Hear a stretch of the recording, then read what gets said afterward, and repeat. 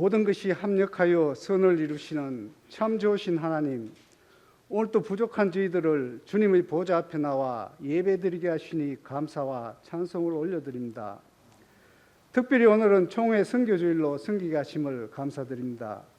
총회 차원의 효율적인 선교 사업을 위하여 개척교회와 미자립교회 선교 등 교단 소속 각종 선교단에 속한 모든 교회가 하나님 나라를 위한 선교 공동체로 더욱 든든히 세워가며 오늘 총회 선교주의를 통해 한국기독교장로회가 한 공동체로 선교 지평을 더 뜨겁게 열어가는 계기가 될 수 있게 하여 주시옵소서.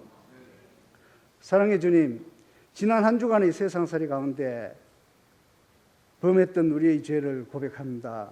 거룩하라 하셨지만 언제나 탐욕을 마음에 품었으며 주님만을 사랑해야 하지만 세상이 주는 쾌락을 쫓아 다녔습니다. 참된 생명을 주셨지만 썩어져가는 세상의 것을 더 좋아하였습니다. 우리를 용서하여 주시고 주의 보혈로 정결케 하여 주시옵소서. 오늘은 또 성령 강림 후 둘째 주일입니다. 그 후에 내가 내 영을 만민에게 부어주리니 너희 자녀들이 장래의 일을 말할 것이며 너희 늙은이는 꿈을 꾸며 너희 젊은이는 이상을 볼 것이라 약속하신 하나님, 갈급한 심령 위에 성령을 보내사 교회가 새 꿈을 품게 하시고 새로운 성전에서 우리 성도들이 직접 부흥을 경험한 역사가 있게 하여 주시옵소서. 나라를 위하여 기도합니다. 6월 호국 보훈의 달 맞아 나라를 위기에서 구한 영령들을 기억하게 하시고 그 공로 또한 기리게 하여 주시옵소서. 대북전단으로 촉발되어 결벌선언으로까지 이어진 남북관계가 백척간두의 지경에 이상하니 간섭하셔서 갈등 전의 상태로 회복되게 하여 주시고 진정의 기미가 보이지 않는 코로나19 바이러스로 인해 온 나라와 세상이 요동치고 있습니다. 우리의 힘으로는 코로나19 바이러스를 이길 수 없사오니 하나님 아버지 이 땅을 긍휼히 여겨주셔서 속히 안정시키는 은혜 내려 주시옵소서. 사람을 지으시고 날마다 새롭게 하시는 선하고 인자하신 하나님, 장차 우리에게 좋은 것으로 예비하여 주실 줄 믿고 기도하며 살아가게 하여 주시옵소서. 교회를 위하여 기도합니다. 아직까지 빈자리가 많이 있습니다. 혹여나 우리 마음 가운데 사회적 거리 두기를 핑계로 하나님 앞에 예배하기를 결의하지 않았는지 우리 자신을 돌아보게 하시고 이럴 때일수록 주님을 더욱 간절히 찾으며 주님을 의지하며 기도하는 삶을 살게 하여 주시옵소서. 주님만이 우리의 소망임을 믿고 나아가게 하여 주시옵소서. 오늘부터 오후 찬양 예배가 저녁 예배로 변경됩니다. 저녁 7시 30분에 드리는 예배에 말씀 삼아오는 성도들로 성전이 가득 차게 하여 주시옵소서. 말씀 전하실 목사님을 붙잡아 주셔서 성령의 새롭게 하시는 생명의 말씀들이 진리의 빛을 밝히 비추게 하시고 소망의 말씀이 듣는 이들을 새롭게 하여 주시옵소서. 알아주지 않는 위치에서 드리는 헌신들을 받아주시고 예배에 참석한 모든 이들에게 진리의 성령이 단비처럼 내리게 하여 주실 줄 믿사오며 예수님의 이름으로 기도드립니다.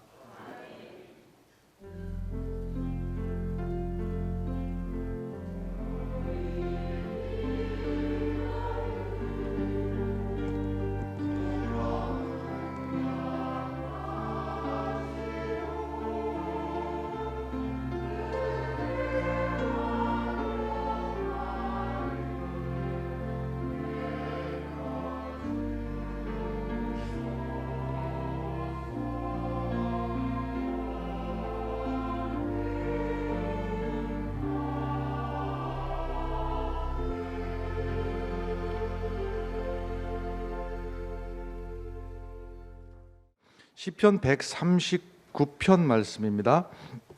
시편 139편 13절에서 18절까지 말씀입니다.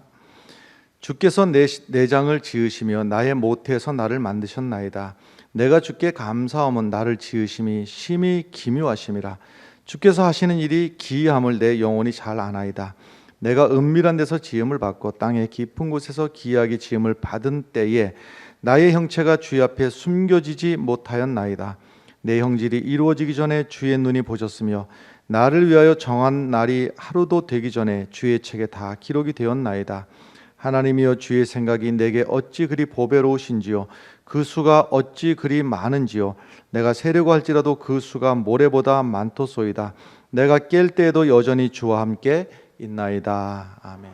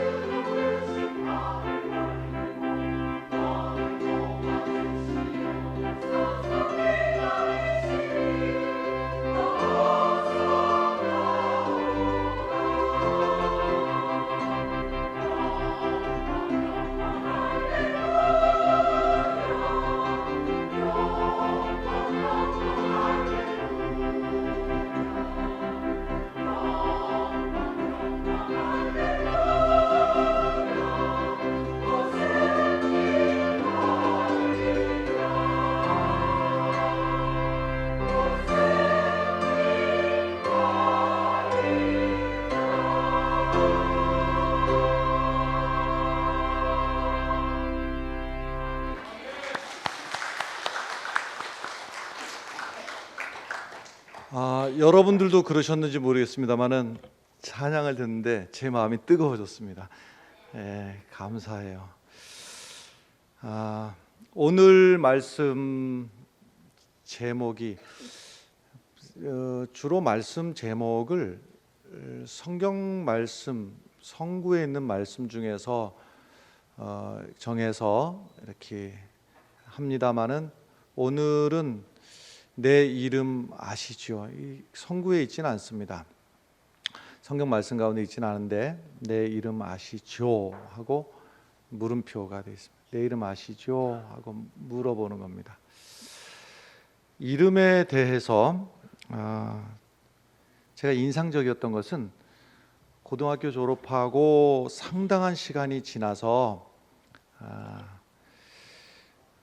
고등학교 다니던 동네를 가게 되었는데 친구들하고 어울려서 고등학교 졸업한 지가 한 10여 년 지났는데도 여전히 그때 계시던 선생님이 계셨어요.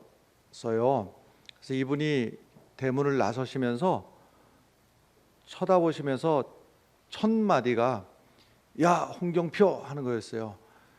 그때의 그 생각이, 선생님이 10년이 지났는데도 나는 선생님 이름을 기억할 수 있을지 모르겠지만 선생님이 내 이름을 기억하시는구나. 참 그 선생님이 달리 보이고 그 선생님이 여전히 나를 기억하시는구나. 참 고마운 마음이 들었습니다. 우리 그 집사님들, 권사님들 이름을 부를 때에도 목사님이 부르면은 그렇겠습니다만은 손주들 이름을 부르면 또 아무개 할머니, 여러분 손주들 이름을 말해볼 테니까 한번 누구 손주인지 한번 생각해 보실래요? 김창윤이, 성윤이, 명윤이, 석윤이, 덕윤이, 이게 손주가 5명인 할머니가 있어요. 또 김준이, 손민지, 이게 이제 하나는 외손주고 하나는 친손주고 이렇게 되네. 황혜림이 할머니도 있고, 편관우, 편희주, 여기는 또 할머니가 안병욱이, 안병준이, 정유진이 할머니도 계시고, 우리 손주들이 이렇게 오요셉이, 오재유 할머니도 계시고, 그 손주들이 이렇게 있어요. 이 이름들이 권승찬이, 김가은이, 여기도 이제 성이 다르니까는 하나는 친손주고 하나는 외손주고 이렇게 되겠죠. 그 할머니하고서는 이제 손주 이름을 부르면 이제 권사님이나 집사님들이 목사님 제 손주 이름 어떻게 하십니까? 하고 물어보시는데 다 알지는 못해요. 다 알지는 못하고 여러분하고 저하고 만난 지가 거의 1년쯤 돼가는 거 혹시 아시는 분 있는가 모르겠습니다. 저를 담임 목사로 여러분들이 불러주셔서 6월 셋째 주부터 설교를 했고요. 이 자리에서 오늘이 6월 둘째 주이니까 1년이 거의 이제 1년이 돼가는 겁니다. 1년입니다. 그래서 처음 만나자마자 여러분들에게 기도 카드를 내드렸고, 기도 카드를 내신 분들만 제가 기도하겠다고 약속을 했고, 그런 기도 카드 안 내신 분들은 기도를 안 하느냐 이렇게 물으면 안 합니다. 왜냐면 안 한다고 제가 말씀드렸습니다. 그때 기도 카드 드릴 때 분명히 말씀드렸고, 굳이 기도 카드까지 안 내시는 분들을 할 여력은 없습니다. 솔직한 얘기로. 내신 분들 하루에 한 번씩 하기도 좀 버겁습니다.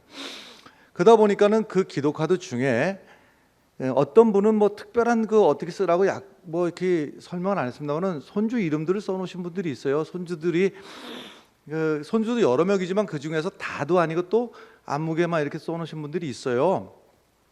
그러면 그 스쳐 지나가면서라도 한 번씩은 기도를 하게 되다 보니까 이 이름을 외우려서 외운 것이 아니라 그냥 이렇게 스쳐 지나가다 하루에 한 번씩 기도를 오래는 못해도 잠깐이라도 하다 보니까 이제 이름을 외우게 되는 것뿐이죠.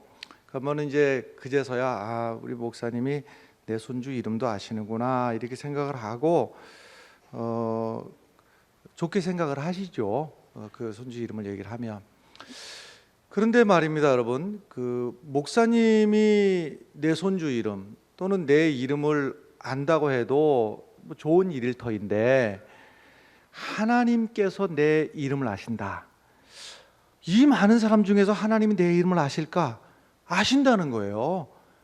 하나님이 내 이름을 아신다는 것은 이름 석자를 아신다는 게 아니라 내가 어떤 존재인지를 샅샅이 아신다는 거예요. 내가 우리 사람 간에는 잘난 사람 알아주죠. 잘난 사람은 우리가 저절로 이름 알게 됩니다. 유명인, 연예인, 정치인 알게 되지만 나 같은 사람을 누가 알아줄까? 아니, 하나님은 아신다는 거예요. 잘나서가 아니라 내가 얼마나 때로는 약한지도 알고 계시고 어떨 때는 내가 나를 생각해도 참 한심하게 느껴질 때가 있어요. 그것도 하나님 아신다는 거예요. 어떨 때는 내가 왜 그랬을까 하고 후회스러운 마음이 들고 부끄러운 마음이 들고 어디 쥐구멍이라도 들어가고 싶을 그런 마음이 들 때가 있는데 그것까지도 하나님 아신다는 거예요. 그것까지 아시고 내가 얼마나 비겁한지도 아시고 또 반대인 경우도 마찬가지입니다만은 그 말씀이 오늘 시편 139편의 말씀이에요. 자, 139편의 말씀 몇 군데를 좀 보겠는데요. 16절 함께 보도록 하겠습니다. 16절 말씀을 함께 읽겠습니다. 내 형질이 이루어지기 전에 주의 눈이 보셨으며 나를 위하여 정한 날이 하루도 되기 전에 주의 책에 다 기록이 되었나이다. 아멘. 내가 태어날 때에 어머니 뱃속에 이 점 같은 존재로 생겨나기 그 전부터 내 형질이 이루어지기 전에 나라는 존재가 어머니 뱃속에서 점이라는 거기 시작할 때부터 그 전부터도 하나님은 나를 보고 계셨고 하나님은 나를 알고 계셨다. 할렐루야. 13절 말씀 함께 읽겠습니다. 13절입니다. 주께서 내 내장을 지으시며 나의 모태에서 나를 만드셨나이다.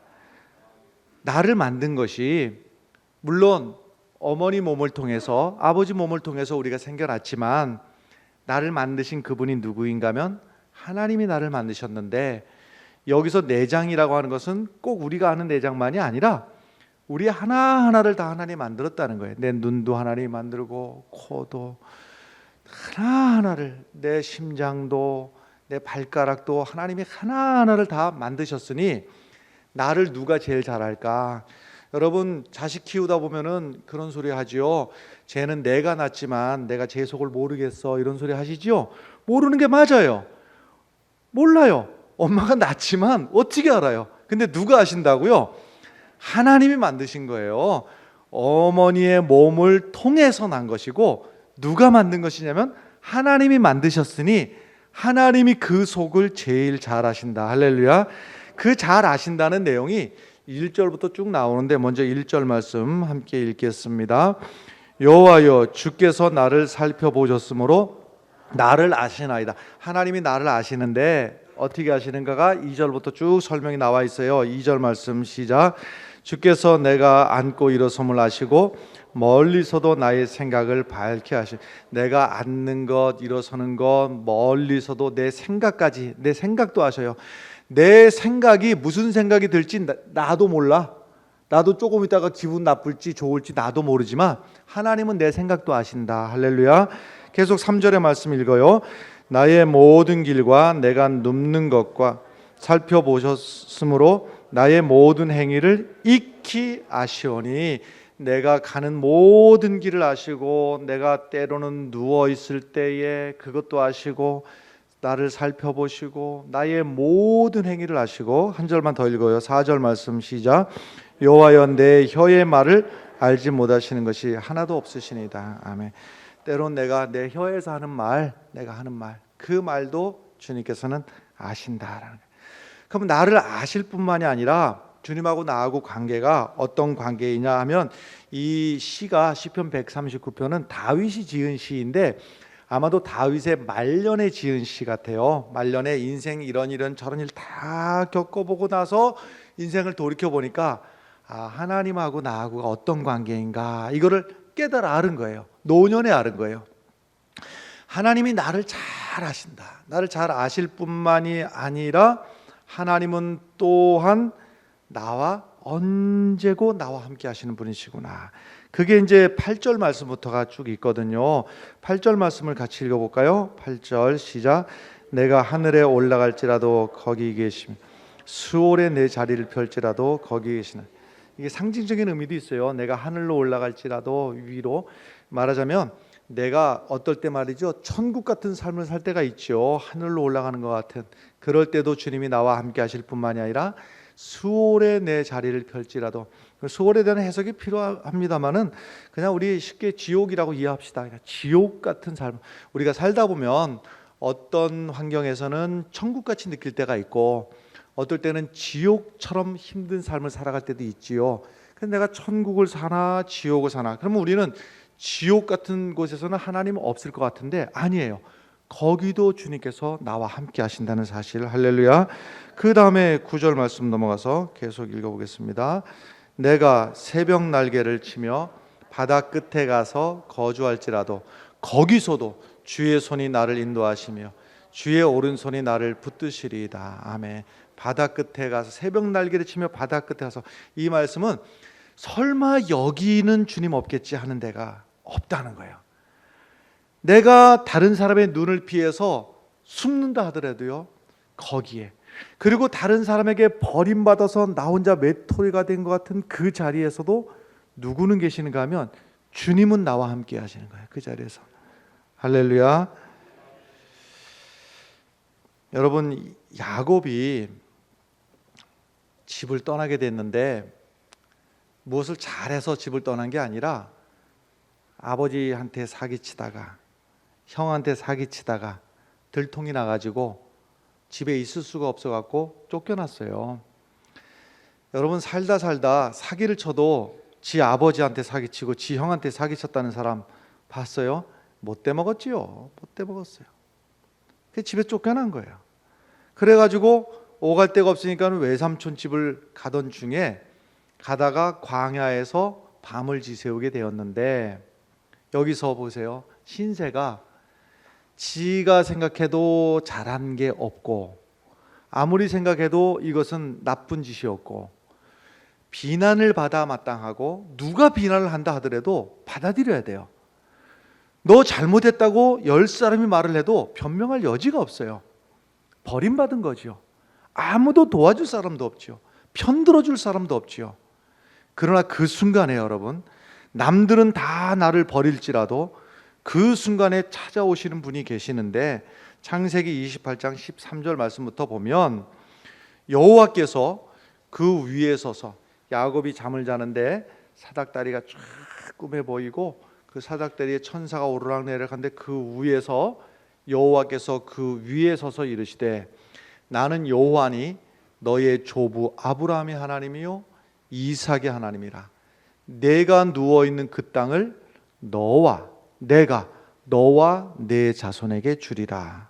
계속해서 14절에 보면 내 자손이 땅의 티끌같이 되어 내가 서쪽과 동쪽과 북쪽과 남쪽으로 퍼져갈지며 땅의 모든 족속이 너와 내 자손으로 말미암아 복을 받으리라. 계속 15절 내가 너와 함께 있어 내가 어디로 가든지 너를 지키며 너를 이끌어 이 땅으로 돌아오게 할지라. 내가 내게 허락한 것을 다 이루기까지 너를 떠나지 아니하리라. 할렐루야. 보세요. 남들은 다 손가락질해도, 남들 앞에 내가 너무나 내세울 곳 없고 내가 잘못한 거 분명할지라도 마지막까지 내 편이 되어주시는 그분이 누구인가 하면 야곱의 하나님이었어요. 그 야곱의 하나님은 오늘 나의 하나님이신 것을 믿으시기 바랍니다. 내가 대단한 역사를 이루고 내가 대단한 존재이고 내가 어마무시한 믿음을 보여서가 아니라 내 스스로 생각해도 내가 왜 그랬을까? 내가 참 부끄럽다. 내가 못났다. 그래서 남들에게 다 손가락질 받는 그 순간에도 마지막까지 나에게 찾아오셔서 나는 너의 편이야. 내가 너를 도와줄 거야. 그 하나님이 오늘 우리가 믿는 하나님이신 것을 믿으시기 바랍니다. 삭개오라고 하는 사람 들어보셨습니까? 안 들어보셨어요? 왜 이렇게 처음 들어본 것처럼. 그 삭개오라는 사람이 키가 작았습니다. 키가 작은 정도가 아마 제가 추측할 때는 장애라 할 만큼 작았던 것 같아요. 그냥 작은 게 아니라 장애라 할 만큼. 그러니까 일상적인 생활을 해내기에는, 노동을 하거나 아니면은 남들이 하는 일을 그대로 하기에는 할 수가 없는 신체적인 구조. 아니, 키가 작다는 게 무슨 잘못이라고 어렸을 때부터 키가 작다고 놀리고 사람들이 괜히 따돌리고. 삭개오가 저 혼자 머릿속에서 상상입니다. 왜 세리가 되었을까? 민족들에게서 세금을 뺏어서 그 저 원수 같은 로마 제국에 갖다 바치는 왜 세리가 되었는가? 삭개오가 달리 먹고 살 방법이 없었던 거예요. 뭐 신체가 건강해가지고 남들처럼 육체 노동을 해갖고 살 수도 없었고, 남들이 따돌리고 같이 안 놀아주고 어렸을 적부터 외톨이로 지내다가 그래도 목구멍이 포도청인지라 먹고 살 방법을 찾아야 되는데, 그 중에서 육체적인 노동을 하지 않고 살 수 있는 방법, 남들이 꺼리지만은 그래도 먹고 살기에는 문제가 없는 열심히 공부를 할 수 있으니까 공부를 했겠죠. 세리가 되려면. 그래서 세리가 되었어요. 내가 되고 싶어서 된 게 아니라 먹고 살려고 한 일이었어요. 그런데 이 일을 한다고 또 사람들이 놀려대고 또 왕따를 시키고 상대를 안 해주는 거예요. 너는 매국노라고 말이죠. 상대를 안 해주는 거예요. 이 쓰라린 가슴을 안고, 남들이 상대를 안 해주는 외로운 가슴을 안고, 그래도 저 예수님이라는 분이 우리 동네에 오셨다는데 나도 구경 좀 하고 싶은데 키 큰 사람들이 앞에서 다 가로막고 있으니 볼 수가 없어서 예수님을 얼굴이라도 배우고 싶어가지고 돌 감람나무 위에 올라가서, 옛날 성경에서는 뽕나무라고 되어 있죠. 이 정확한 버전이, 정확한 해석이 돌 감람나무가 맞습니다. 돌 감람나무에 올라가서 예수님 얼굴이라도 배웠고 이렇게 배웠는데, 누가복음 19장 5절의 말씀을 보면은요, 예수께서 그곳에 이르사 쳐다보시고, 놀랍지요. 예수님이 그냥 지나가는 게 아니라 지나가시다가 쳐다보시고 이르시되, 함께 읽겠습니다. 삭개오야 속히 내려오라. 내가 오늘 내 집에 유하여야 되겠다. 할렐루야. 여러분 가슴 뭉클하지 않습니까? 뭉클이 안 느껴지십니까, 여러분? 아니 보세요. 지나가다가 여보게 이렇게 부른 것도 아니고, 지나가다가 여보시오 한 것도 아니에요. 정확하게 그의 이름을 부르시면서 삭개오야 내려오라. 내가 오늘 내 집에 유하여야 되겠다. 이 말씀은 다른 사람들은 너를 친구 안 해주고 너의 집에 아무도 안 가고 너를 누구도 초대를 안 하지만, 나는 너의 외로움을 알고 나는 너의 친구가 되어줄 것이고, 너는 내게로 오고 나는 내게로 가고. 할렐루야. 이게 주님이에요. 남들은 다 무시하고 남들은 비난하고 남들은 같이 놀지 말라고 할 때에 예수님이 내게 찾아오셔서 이름을 불러주시는 거예요. 삭개오야. 할렐루야. 오늘 그 주님의 음성을 들으시길 바라요. 사도 바울이 사도가 되기 전에 이름이 사울이었습니다. 사울이었는데 이 사울이 하는 일이 무슨 일을 했는가 하면 예수 믿는 사람을 잡아 죽이는 일을 했던 거예요. 옥에도 가두는 일을 했어요. 그래서 그날도 공문을 받아가지고, 그 공문은 무슨 공문이냐면 다메섹 지역에 있는 회당에 돌리기 위한 공문이에요. 요즘으로 말하자면 똑같지는 않습니다만 이해하기 쉽게 뭐 체포영장 그런 거 비슷해요. 체포영장 같은 거예요. 그래서 각 회당에다가 이 공문을 보내서 그 공문의 내용이 예수 믿는 사람을 만나거든 그 사람을 잡아들이고 그 사람을 죽이고 그 사람을 핍박하라고 하는 그러한 공문을 손에 여러 장을 들고서는 다메섹으로 가던 중이었어요. 그러니까 지금 이 상황이 예수님을 돕거나 예수님의 뜻을 세우거나 예수님의 뜻을 따르는 것이 아니라 예수님의 뜻에 정면으로 거스르는 짓을 하러 다메섹으로 가던 중이었어요. 그때에 이 사울에게 주님께서 찾아오셔서 주님께서 사울에게 말씀하시는 내용이 사도행전 9장 4절의 말씀에 나오거든요. 땅에 엎드러져 들음에 땅에 엎드러졌어요. 그리고 소리가 있어 이르시되, 함께 읽겠습니다. 사울아 사울아 내가 어찌하여 나를 박해하느냐. 할렐루야. 지금 이 사울은 예수를 거스르고 불순종하고 오히려 예수의 뜻을 방해하기 위해서 가던 그 자리에서도 예수님께서는 너 같은 존재는 없어져야 돼, 너 같은 존재는 벼락 맞아야 돼가 아니라 이 사울을 향해서도 안타까운 마음으로 네가 지금은 나를 거스르고 있지만 사울아 사울아 내가 어찌하여 나를 박해하느냐, 그 이름을 불러주셨을 때에 사울이 변해서 바울이 되었고 핍박자가 변해서 전도자가 되었습니다. 할렐루야. 우리가 언제나 주님 앞에 늘 자랑스러운 모습으로, 늘 충성하는 모습으로 서면 좋겠지만, 때로는 내 결심은 간절히 결심해서 주님의 뜻을 세우려고 굳은 결심을 했는데, 이 결심이 손이 펴지기도 전에 벌써 내 육신이 약한지라 어느덧 주님의 뜻을 거역할 때도 있고, 어느덧 나는 왜 이 모양일까 싶을 때도 있지만, 그때도 주님은 나를 버리지 아니하시고 나를 찾아오셔서 내 이름을 부르시고 내가 너와 함께하노라. 할렐루야. 주님은 여전히 내 편이라는 사실을 믿으시길 바랍니다. 아브라함에게, 아브라함 아셔요? 아시는군요. 난 또 아무도 대답을 안 해서. 아브라함에게 첩이 있었던 것도 아십니까?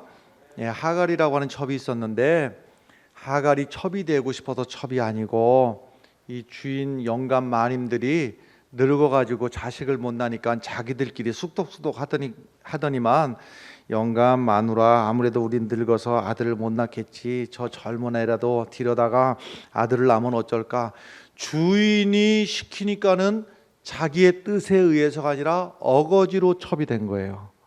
그리고 나서 원하는 대로 아들까지 낳아드렸어요. 이스마엘이라고 하는 아들을 낳았어요. 그랬으면 됐지. 주인 마님들이 주책맞게 몇 년이 지나더니만은 노인네들이 또 아들을 불쑥 낳았어.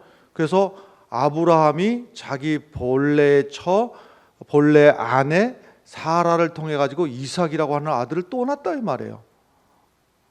그럴 수 있지. 그런데 지금 이 첩이 난 아이는 나이가 이제 자라서 더 크고, 지금 이제 이삭이라고 하는 아이는 아직 어릴 때에 애들끼리 놀다 보면 그럴 수도 있지. 큰 녀석이 작은 녀석을 놀렸단 말이에요. 그 일로 인해 가지고 이제 집 나가라고 하는 거예요. 구약 시대에 집 나간다고 하는 것은 나가 죽으란 얘기입니다. 실제로 죽는 겁니다. 실제로 죽는 거예요. 생각해 보세요. 하갈의 입장에 대해서 생각해 보세요. 얼마나 분통 터지고 억울해요. 내가 뭘 잘못했다고 도대체가. 내가 첩이 되고 싶었냐고. 어거지로 된 거 아니에요. 어찌 하다 보니까 그렇게 됐어요. 그래서 아들을 낳았어요. 어떡하라고. 내가 그러고 싶어서 그랬는가. 얼마나 억울해요. 애들끼리 놀다 보면 큰 놈이 작은 놈을 놀릴 수도 있지. 그 일 가지고 집까지 나가라니, 죽으라니. 너무너무 억울한 거예요. 원통하고 분통해가지고 그 광야에서, 말이 애기 엄마지, 아직 이 하갈도 어린아이라고요. 어린아이를 낳은 거예요. 분통하고 원통해가지고서는 그 광야에서 간절한 마음으로다가 애통할 때에 하나님이 찾아오셨어요. 창세기 21장 17절 18절. 하늘에서부터 하갈을 불러 이르시되, 그 다음에 같이 읽어볼까요? 하갈아, 무슨 일이냐? 두려워하지 말라. 하나님이 저기 있는 아이의 소리를 들으셨나니. 그 다음에 18절 계속. 일어나 아이를 일으켜 내 손으로 붙들라. 그가 큰 민족을 이루라 하시라. 할렐루야. 하갈이 원치 않게 첩이 되어서 첩살이를 하면서 이렇게 수모를 당하고, 남들은 저 첩살을 한다고 손가락질 할지 무시를 할지, 그러나 하나님은 손가락질도 안 하고 무시도 안 하고 하갈에게 찾아오셔서, 하갈아, 무슨 일이냐? 두려워하지 말라. 이 하갈의 하나님이 내가 믿는 하나님인 것을 믿으시길 바랍니다. 하나님께서 어떤 상황에서든지 간에 내가 자랑스럽지 못한 모습을 가지고 있어도 주님은 나를 버리지 아니하시고, 내가 부끄러울지라도 주님께서는 나의 보호자가 되어주시고 마지막까지 내 편이 되어주시는 분이 우리 주님인 것을 믿으시길 바라요. 예화 말씀드릴 거예요. 그런데 언젠지 모르겠지만은 수요일 예배 시간에 이 예화를 말씀드린 적이 있습니다만은, 한번 들으셨어도 또 들으셔도 처음 들으신 것처럼 들으시면 좋겠습니다. 제목은 거지와 창녀입니다. 30여 년을 길에서 구걸하며 살아온 거린 총각이 어린 시절 집에서 내쫓긴 선천성 뇌성마비 환자입니다. 듣는 것은 정확히 듣는데 말을 해서 타인에게 정확하게 전달하는 것은 불가능했기 때문에 구걸 이외에는 다른 일을 할 수가 없었습니다. 번화가 길목에 앉아서 하루 동량 받는 것이 4, 5만 원 정도 되니까 적지는 않은 돈이나 허기진 배를 채울 길이 없습니다. 음식점 문 안으로 들어가기 전에 쫓겨나버리기 때문에 그렇습니다. 구걸이 아니라 당당한 손님으로 화폐를 지불한다고 해도 모든 식당들은 그에게 영업 사절입니다. 그도 그럴 것이 온몸이 떨리고 뒤틀려서 수저로 떠먹는다 해도 입에 들어가는 것보다 흘리는 것이 더 많아서 주위를 지저분하게 만들기 때문에 영업에 쥐장을 준다는 이유였습니다. 이토록 문전박대를 당하고 서럽고 배고픈 그가 예수님의 기적을 염원하면서 성경 한 권을 다 외우기도 했습니다. 30년간 성당 주변을 떠나본 적이 없는 신실한 신앙인이기도 했습니다. 그러나 그 두터운 신앙심이 육체의 허기를 채워주지는 못했고 그뿐만 아니라 장가를 들은 일이라고는 상상도 할 수가 없는 일이었습니다. 자신을 향해서 문을 꼭꼭 닫은 지상에서 그가 갈 곳은 창녀촌밖에 없었습니다. 돈을 내놓으면 저들처럼 나를 문전박대하지는 않겠지.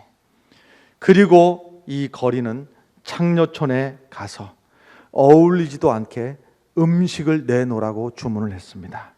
그리고 한 가지 주문을 더 했습니다. 먹여달라고. 돈이면 독도 마다하지 않는 한 창녀 여인이 밥 한 상을 차려왔습니다. 그리고 먹여주기 시작했습니다. 거리는 눈물을 줄줄 흘리면서 이 세상은 얼마나 아름다운고 나를 내쫓지 않고 영업해준, 내가 돈을 주니 상을 내오라고 했는데 밥상을 차려오고 내 입에 숟가락으로 밥을 떠서 먹여주는 저 여인은 아마 천사가 아닐까 이렇게 생각을 했습니다. 그래서 말을 하고 싶은데 말을 할 수가 없는 장애인이라 간신히 입을 떠듬거리면서 당신은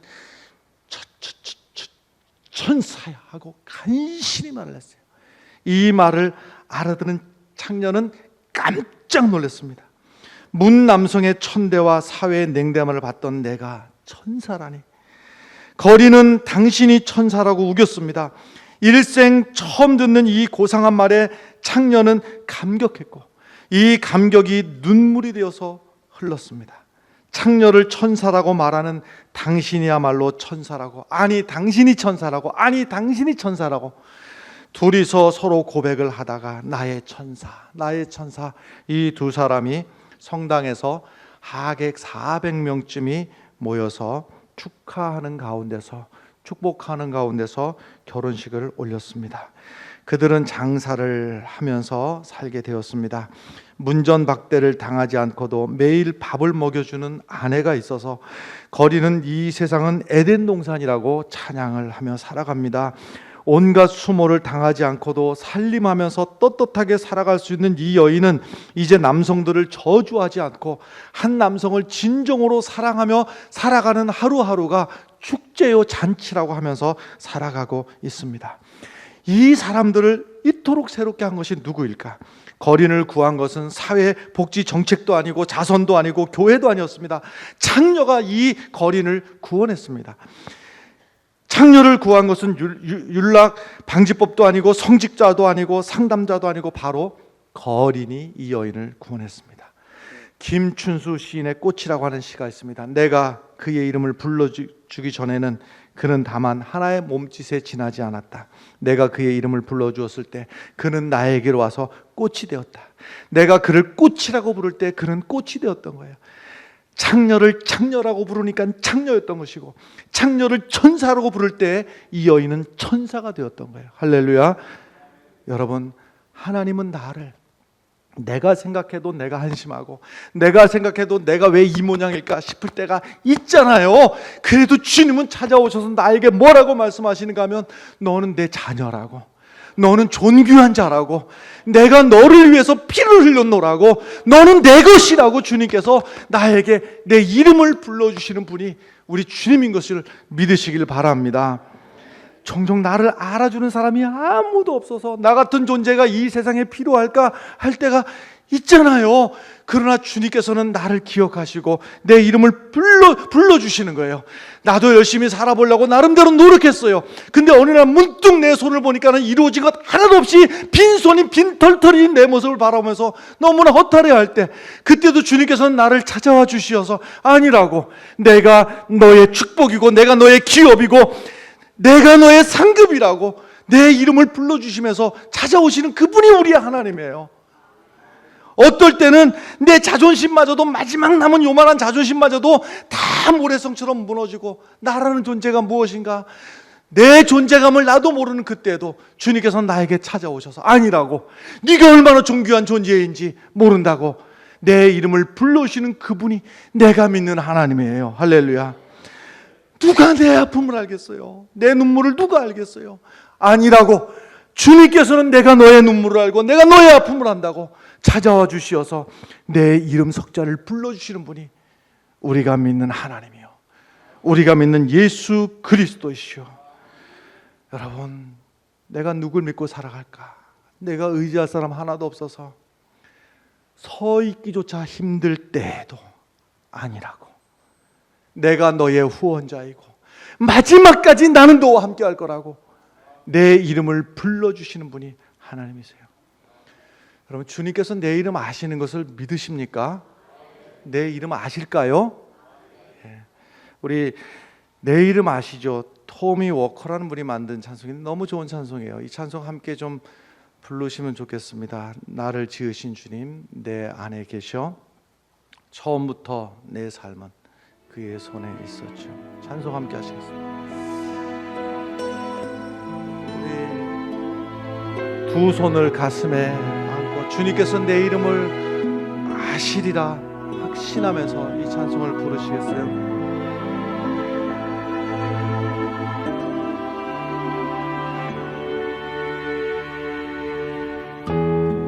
나를 지으신 주님 내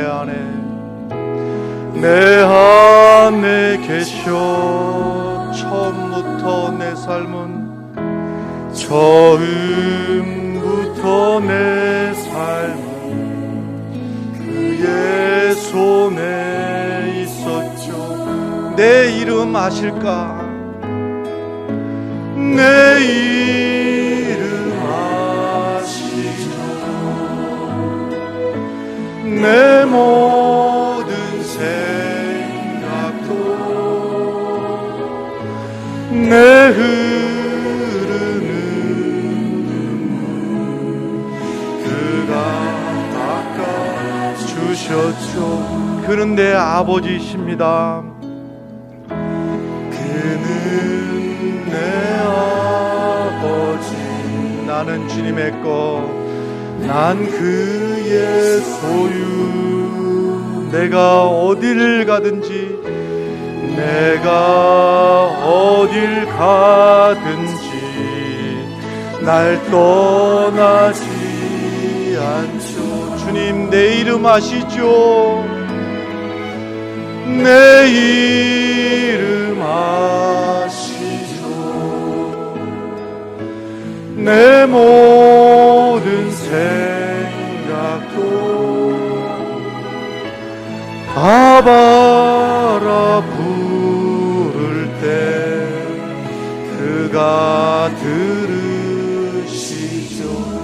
함께 기도하겠습니다. 하나님 아버지, 때로는 내가 내 스스로 실망스럽고 부족함을 느끼고 한계를 느끼고 다른 사람들이 나를 알아주지 않고 세워주지 않을지라도 마지막까지 내 편이 되어주시고 나를 기억해 주시고 찾아와 주실 분이 우리의 하나님, 우리의 주님인 줄로 믿습니다. 그 주님 의지하며 마지막까지 이기고 살게 하여 주시옵소서. 예수님 이름으로 기도하옵나이다. 아멘. 이제는 우리 구주 예수 그리스도의 은혜와 하나님 아버지의 크신 사랑과 성령님의 역사하심이 주의 사랑하시는 성도들 머리 위에, 가정 위에, 일터 위에, 자녀들 위에, 이 나라와 이 민족 위에, 흥해제일교회 위에 이제로부터 영원토록 함께 하시기를 간절히 축원하옵나이다. 아멘.